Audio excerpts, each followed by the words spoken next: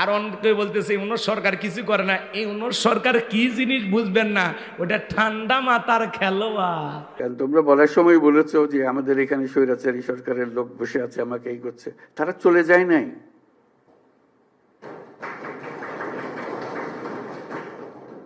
তোমরা বলছো যে তার সরকারে আছে, আমি বলছি তোমার গ্রামেও আছে। শুধু সরকারকে দেখি আমি চলে গেলাম ওই সরকারে আছে, তারা কিছু করতে পারতেছে না। তোমার গ্রামে আছে, তুমি কিছু করতে পারতেছো? তুমি তো দুঃখ করতে এসছো আজকে। কাজে সেই তেজ আসতে হবে না, এদেরকে জায়গা দেবো না আমরা কোথাও। মানে মেয়ে মানুষ না যে প্রতিদিন মিডিয়াতে আসে, আজকে এই করেছি কালকে ওই করেছি, বুধবারে অমুক জায়গায় বৃহস্পতিবারে অমুক জায়গায়, ও এত বলার সময় নাই। উনি ঠান্ডা মাথার খেলোয়াড়। হ্যাঁ, ওনার সরকারকে চিনতেছেন না।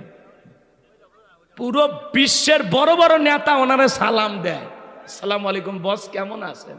হ্যাঁ, আর আপনারা তো যান সেলফি তুলতে, একটু লিয়াজও করতে, একটু কাছে ঘেঁষতে, এই কথা কর।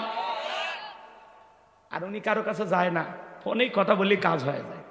চিন্তা করেন, বাংলাদেশ থেকে আরবের সংযুক্ত আরব আমিরের আমিরকে ফোন দিয়েছে যে আপনারা যে 93 বাংলাদেশ 53 জন বাংলাদেশিকে ধরছেন, একটু ছেড়ে দেন।